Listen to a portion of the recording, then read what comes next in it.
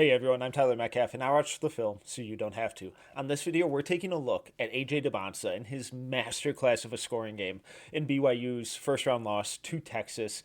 Dybantsa finished with 35 points and was pretty much the end all be all for BYU's offense. Without him on the court, they couldn't do much of anything.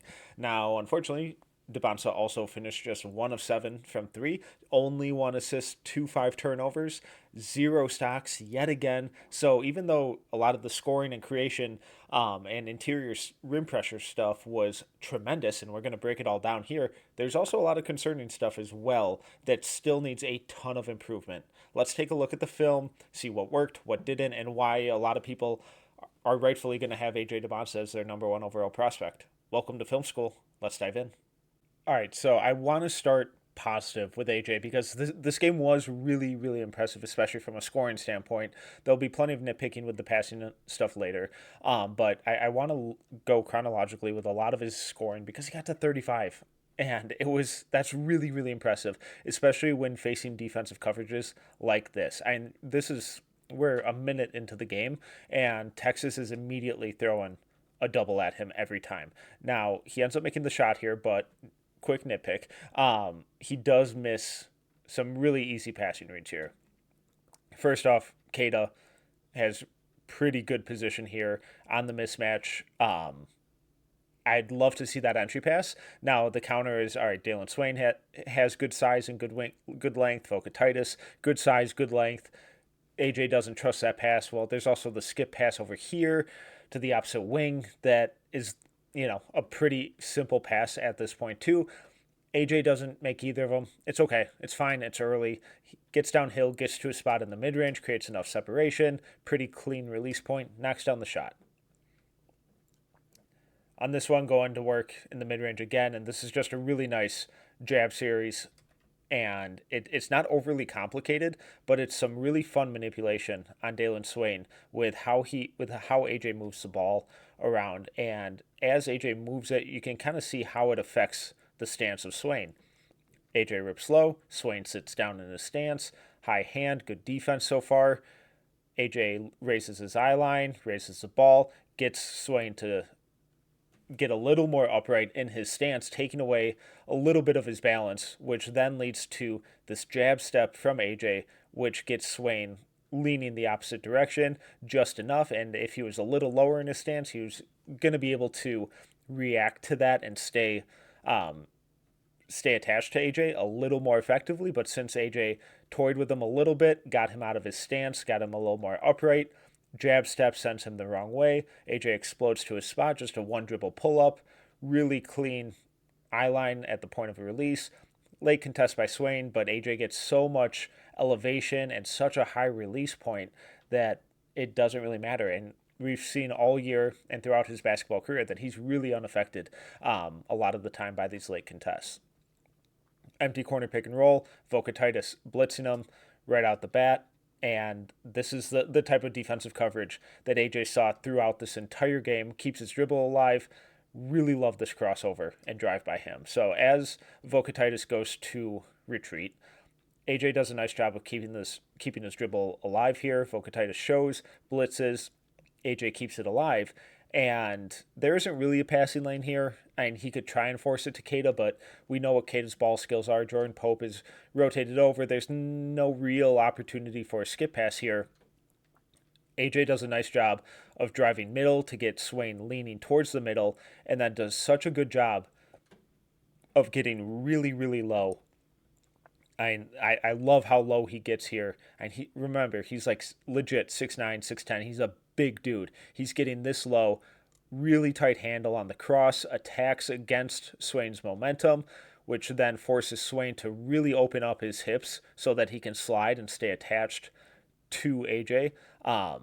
And even though this is pretty good defense by Swain, the fact that his momentum has kind of been toyed with enough, and that he has to open up his hips this much, that he's now perpendicular with the baseline and parallel with the sideline, that is a huge driving lane for someone with AJ's physical skills. And once AJ comes out of that crossover, he knows that Keita is rooted to the spot down here and that Vokatitis is in catch-up mode. So he knows that Keita's going to get the seal here. He does a tremendous job of then driving really tightly off that seal by Keita. And I know we can't really see the gap, but we can see where his foot is, and it is planted right next to Keita. So there is zero space for Swain to sneak through there. So even though Swain does a solid job of staying attached at the hip, AJ's understanding of angles and spacing is so good that it just doesn't matter, and he's able to get to the rim.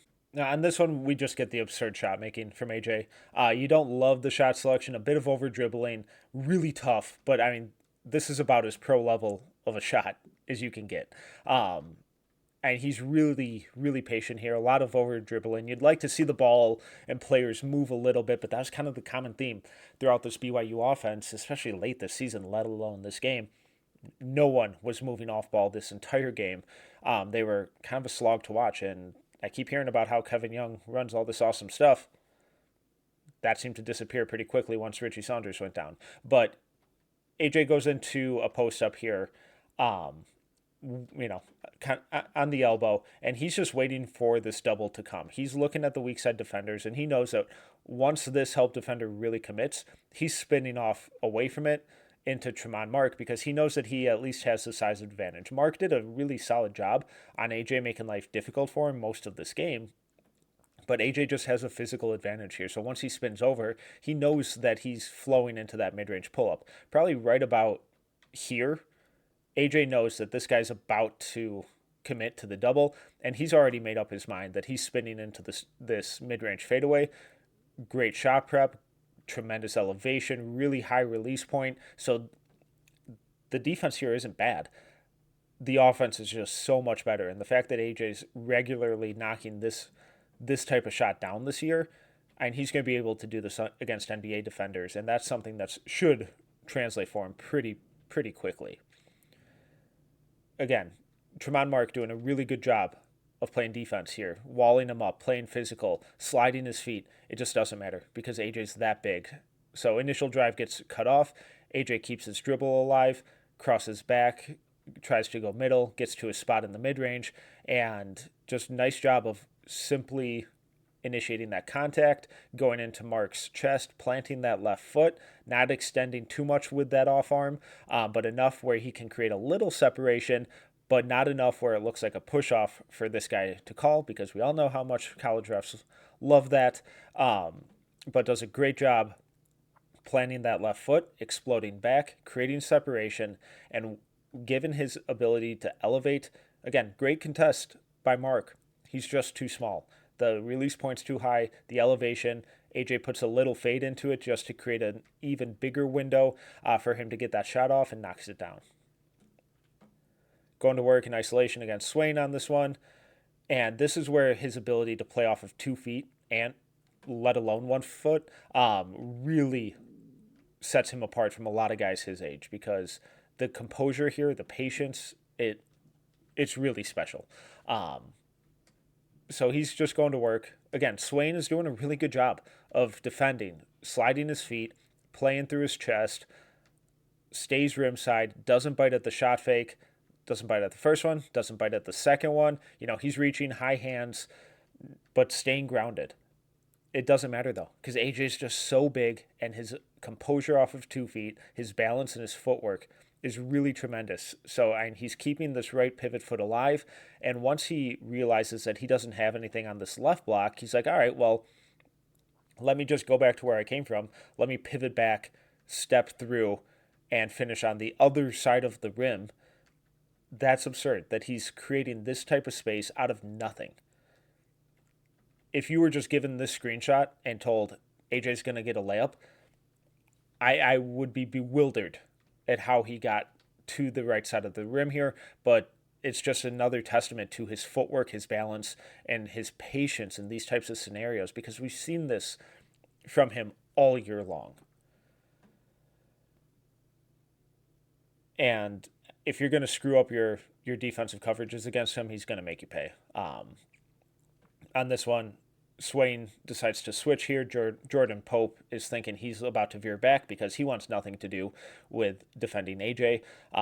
solid screen drags Swain away from there. But the second that Pope turns to go recover, AJ recognizes that Swain has already switched. So now he has a massive driving lane. And once he gets downhill, he can finish with power, with finesse, Euro step either way. And you just can't give him these types of opportunities. So Vocatitis has even rotated and is in position well in advance. Doesn't matter.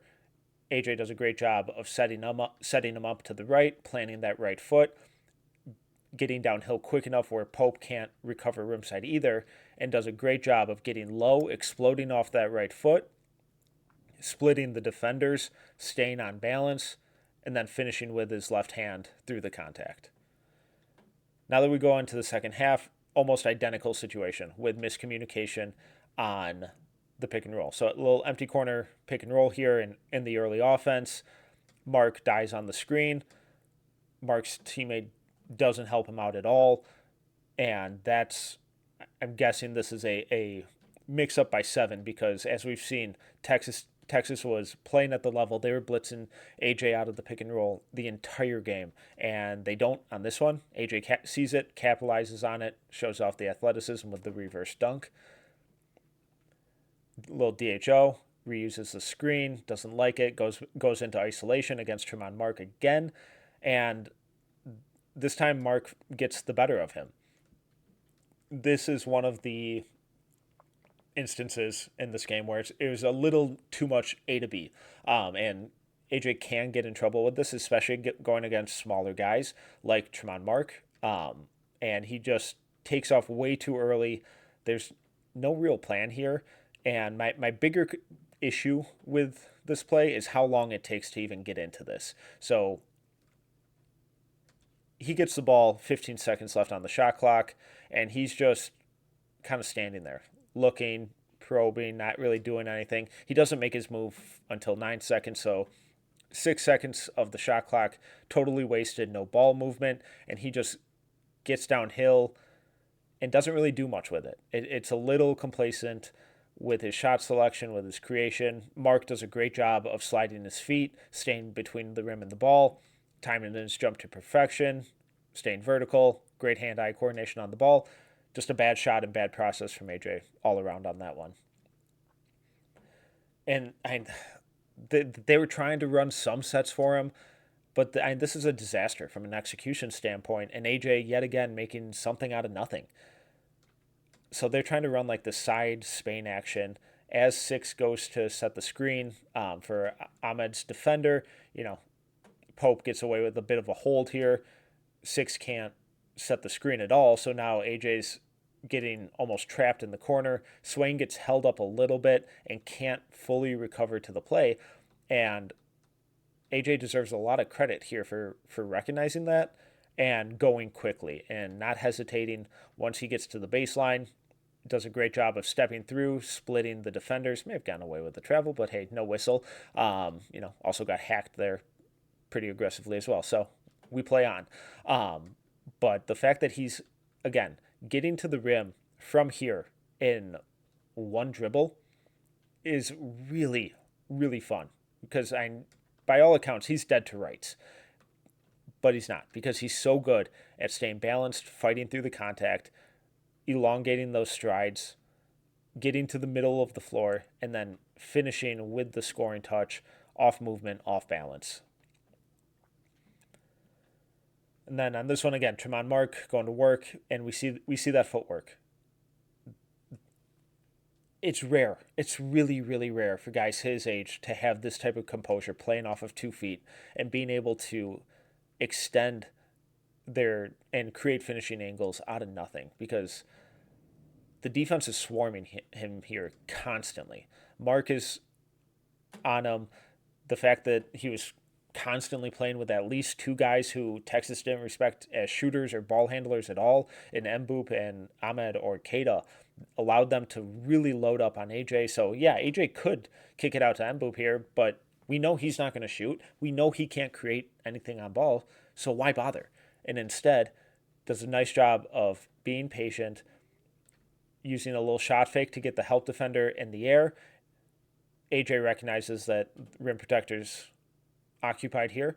Mark is behind him, uses that contact from Mark to help propel him, gets really low again, extends that left foot, plants off of it, extends with that right hand to use his body to shield it from the defenders, extension finish through the contact. Really fun stuff. So throughout this game, we're constantly seeing AJ Dybantsa implement his ability to play off one foot, to play off 2 feet, to incorporate his balance, his strength, and his composure, all while getting to his spots despite constantly facing double and triple teams. It was a really, really special scoring and shot creation game from him from start to finish. Now, the big hole in Dybantsa's scoring game is still the outside shot, and it was a big problem in this Texas game. Just 1 of 7 from three, and I don't need AJ to be Steph Curry out there. I don't think he will be, but he's got to be more consistent than what we saw. And I think a big issue with a lot of his shooting in this game was shot selection and settling for really bad contested shots with almost no ball movement, but there are also some mechanical things that still need tweaking. It's not broken by any means, but that low release flat ball that he shoots, has kind of shot all year, was really prevalent in this game. So this first one, we're not going through all 7 of his attempts, but this is just a really bad shot. This is good defense by Mark. AJ doesn't look to create anything. He takes a while to get going, so once he catches the ball, 12 seconds on the clock. Would have liked to see a little back cut there from Rob Wright, but all right, now we're just going ISO, and AJ just doesn't do anything. Like, he doesn't even really set up this. He doesn't really set up the shot. He just kind of steps into it. There's no defensive manipulation. Mark isn't even out of position when AJ rises up. He's in his shorts, and he's about as tight as he can possibly be. And as AJ rises up, Mark almost blocks this. His hand is definitely in his eye line. Great timing, great defense. Really, really bad shot selection.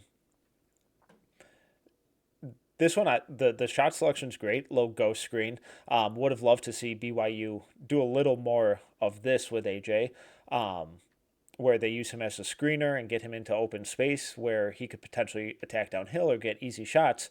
There's almost none of this outside of this attempt. But from here, the reason I wanted to include it is because it's a nice angle on the mechanics. So as he goes up, really, really tight knees, funky angle with that right leg, something that has to get cleaned up so he can elevate a little cleaner and be a little more fluid into his release point. And as we can look at his hand coming off that ball, it's really far to the right and almost angled directly at the square. So, and from here, it's pretty clear that this shot is going to be off target. He's also releasing from the left side of his face. Might be a little distortion with the angle there, but the big thing here is the hand placement and how the ball is coming off his hand. And we can see he's shooting it directly at the square, which, as the shot continues, is exactly where it goes. So working on that hand placement, working on those lower body mechanics should really, really help AJ down the road. And again, these are things that are fixable, especially with an 18, 19-year-old. That's the kind of stuff that can be fixed. And when we've seen it right with AJ this year, the shot looks great. It's just no consistency with it. This one is another one where the process is really bad. So AJ brings it up. He's just over half court, 25 seconds on the clock, and 23, 24, 21, 20, 19. The clock is just ticking. No ball movement, nothing. I talk about a stagnant offense. We can see Kevin Young pointing out, screaming, hey, swing the ball. Get it to Rob Wright so, you can swing it. You can get a second side action going. You can get something. Instead, AJ just hangs on to it and then steps into, again, a contested pull-up three. Jordan Pope is a smaller guy compared to AJ and gets a decent contest, clean release, but total brick. Doesn't get anywhere close to even clearing the rim, and that he did that with 12 seconds left. So the fact that he brought it up, it took him 18 seconds to get into this shot with 0 passes. I get that Kibikeda isn't a great passer, or he's not someone you want handling the ball, But when you're getting blitzed like this, you got to at least make this pass once. And I didn't see that at all from AJ in this game, where you feed it to Keita in the middle of the floor, and as he turns over, he should be able to make a simple pass to Davis in the corner, or swing it to Rob Wright, who can then attack downhill in a 4-on-3 situation or something. But to spend 18 seconds doing this, it's a tough look, especially when you were 1 for 6 from three at this point late in the game. I get he's trying to make a hero play. The offense was stagnant, but the outside shot was really rough throughout this game, and it was both mechanical and shot selection based. And it's stuff that really needs to get cleaned up as AJ continues to develop throughout his career. I think and hope it will. It just does need to. Now, the other frustration point with AJ in this game was the passing. 1 assist, 5 turnovers, but we've seen him kind of have those figures before and it not really tell the full story of his passing and decision making because guys weren't making shots. He made some nice reads in this game where guys didn't make shots, and I think that's a little more reflective of his assist number, where he probably deserved something more like 3 or 4. But the 5 turnovers felt appropriate based on how he was reading weak side defenders and how quickly he was processing his passing rates. It felt more like the AJ that we saw from the early season with his processing speed when it came to playmaking, rather than the guy who we saw late in the season where he was really seeing the floor well and creating for others. So let's just run through these from the start. And very first possession of the game for them, again, we see him get blitzed out of the pick and roll, and this is the first possession he's seen it. During the scoring stuff, we saw him keep that dribble alive a lot better, but this time we see him kill his dribble super far away from the rim and then hesitate and not make the pass quick. If he's going to get rid of the ball needs to be out here. Instead, he pump fakes and hesitates, which then allows Tremont Mark to read that. Once AJ kills his dribble, Mark is reading that because he's doing a great job off ball here of staying with Rob Wright, but also keeping an eye on the play. And the second that AJ kills his dribble, Mark is jumping on Keita here. And then AJ just really lazy pass to just throw it right into the hand of Dalen Swain. And good job by Swain to make himself big and disrupt that passing lane. But even if Swain doesn't get a touch on this ball, I think Mark is probably picking it off anyways. Here, high pick and roll again, getting blitzed again, and he eventually makes the right read here, but it seems to take him way too long to identify this. Once he turns the corner here and has Vokatitis retreating, he should see Mark collapsing down to Keita, both feet in the paint.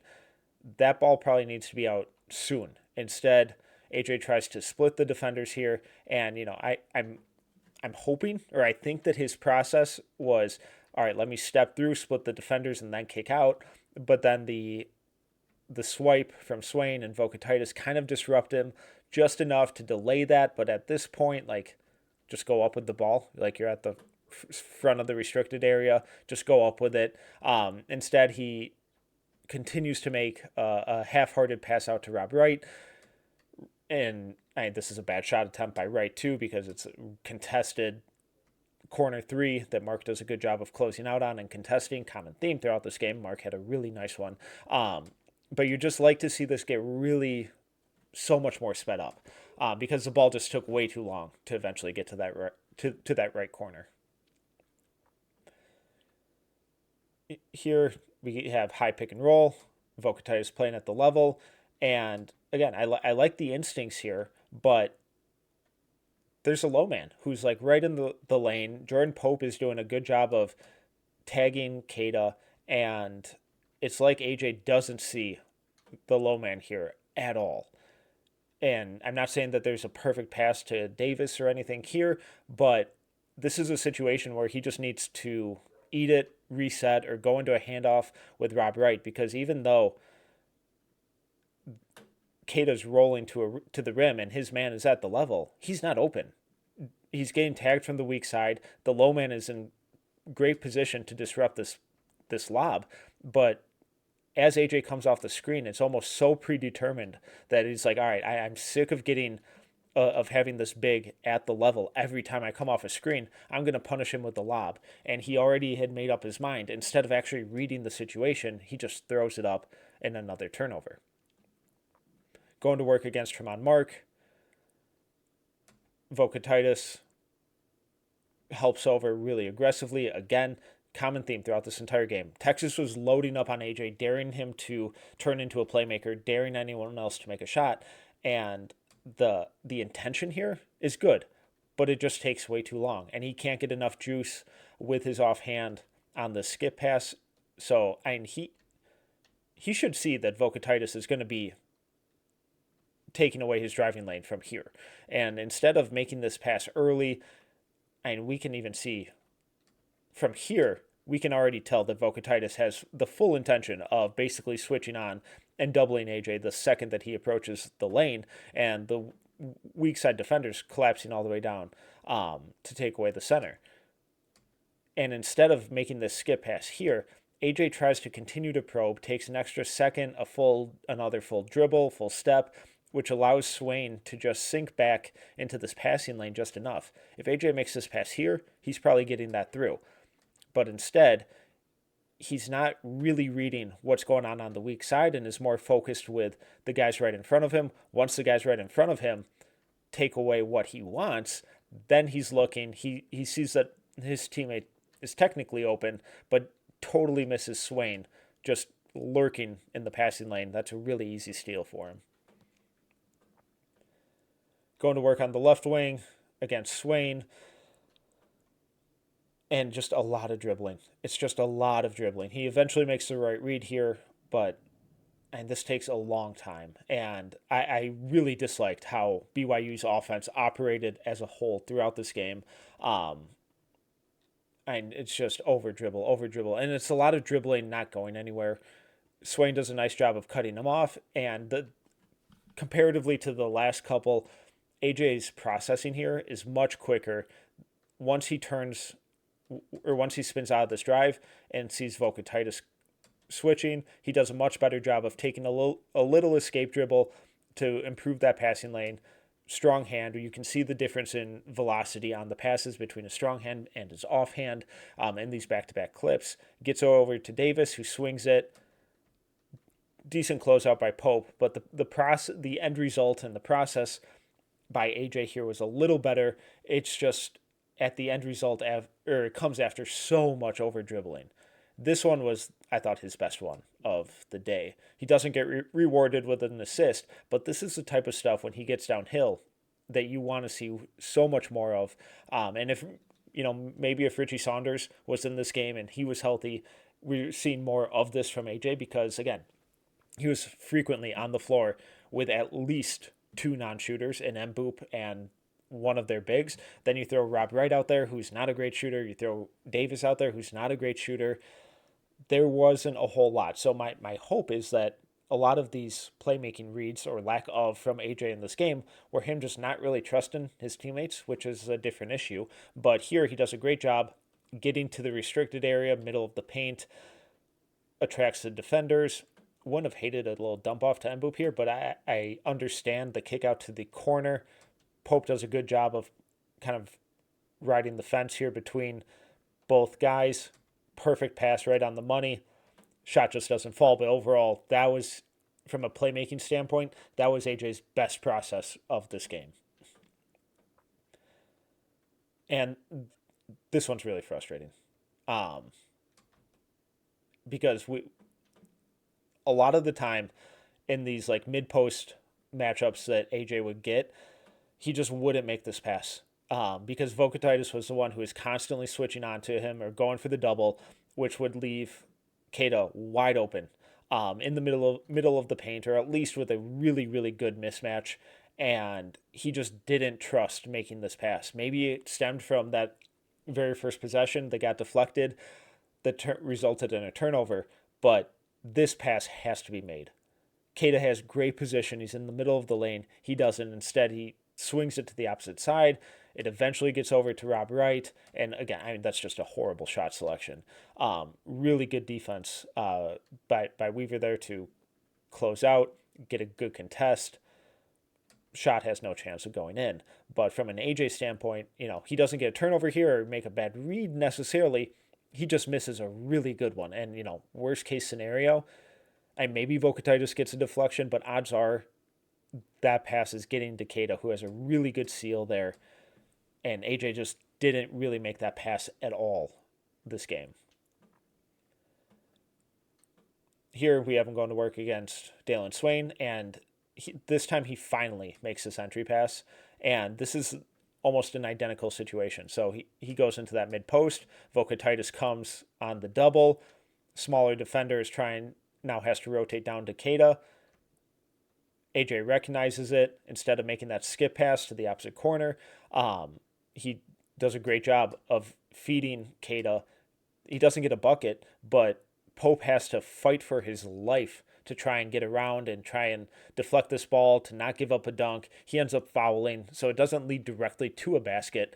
But this just process from AJ and recognizing this mismatch, which he didn't all day, finally resulted in something good. So a lot of this season, AJ has been really dogged for some of his playmaking numbers, and I don't think they've been a proper reflection of how he's improved as a passer throughout this game or throughout this season. But this game felt like a step back in the wrong direction, unfortunately, and like he just wasn't reading the weak side defenders or mismatches away from the ball all that well.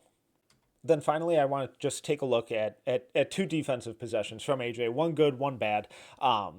There wasn't a whole lot from him on defense, but another game where he had 0 stocks, which is just tough for someone his size.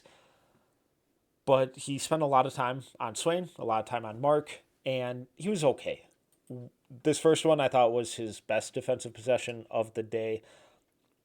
Does a nice job of just, eventually getting through that screen, but then just really good isolation defense. We can see him low in his stance, wide base, really good footwork, sits on the drive, knows that Swain isn't a lethal pull-up shooter, so he's willing to give him a little bit of a cushion here and knowing that he has the size and length to contest if he does pull up.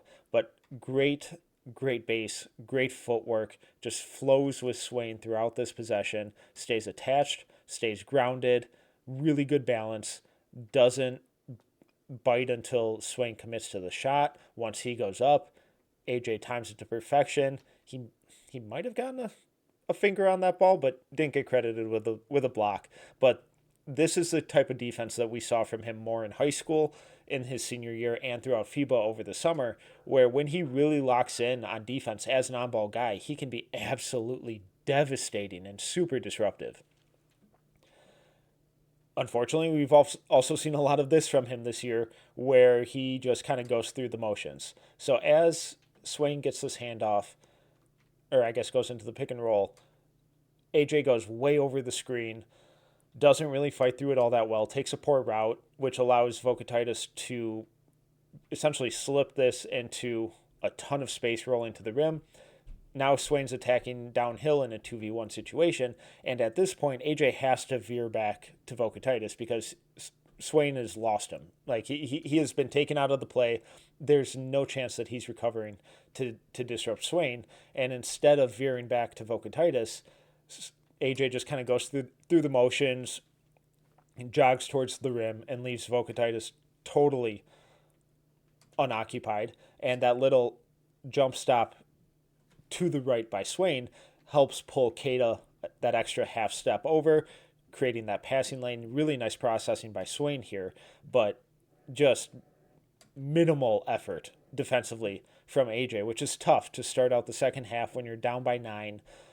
You'd like to see him have the awareness to immediately veer back to Vokatitis here because he has the size to contest this lob. And if he's already back into Vokatitis' body, this lob isn't happening. And instead, maybe Swain is trying to hit a runner or something a little more difficult over Keita, or just kicking it out and resetting. So where does that leave us with AJ Dybantsa? Because this was his last game in a BYU uniform. Now, I know there's that whole thing of, oh, maybe he'll return. He's not going to return, folks. He's going pro, and he very easily could be the number 1 pick because we don't typically see guys with those physical tools have that type of scoring arsenal. The fact that he can get to the rim, get to his spots in the mid-range, whenever and wherever he wants out of seemingly nothing, double, triple, isolation. It doesn't matter. When AJ Dybantsa wants to get somewhere, he's probably going to get there. Now, I know there are a lot of concerns and hangups with some of the efficiency stuff, and that does have to improve. But I thought this context at BYU was really brutal for him all year, and especially in this game. I thought their spacing was bad. I thought the offensive sets that they ran were bad. And a lot of the time, he was bailing them out. Now, he was also a symptom of a lot of that lack of ball movement with how much over dribbling there was. So, as we go forward, AJ still has to improve as an outside shooter. I think the bones are really solid. I think the foundation is good, but just some minor tweaks to the lower body mechanics, the hand placement, and making sure that he gets that consistent loft on the ball every single time. I would be shocked if he's not like a 36, 37% career 3-point shooter on decent volume. That alone is going to be enough to open up all the downhill stuff where all of the fun foul drawing and scoring stuff in his game really spawns. What that also creates is more playmaking opportunities for him. With NBA level spacing, the on ball creation opportunities should be better. And being surrounded by NBA level rim runners and 3-point shooters should also make him a much more willing passer. Now, these are all theoretical what ifs, hopefully, maybe, but we've gotten enough flashes and enough growth in a one season sample where some of the steps back that he seemed to have taken in this Texas game, I don't think reflect any major red flags in terms of him taking a developmental step back in his game in general. It felt like a one game thing where it's a do or die season on the line, and he was the only one who was scoring. So he was out there to try and get buckets, try and will his team over the finish line, and he just couldn't do it. So if you're all aboard the AJ Dybantsa at one train, I get it, because this game showed us exactly why, with his physical tools, with his scoring prowess. If you're skeptical, I get that too, because we also got the bad and the concerning in this game, which has also shown up throughout the rest of the season. So this Texas game was an awesome encapsulation of the good and bad in AJ Dybantsa's overall game.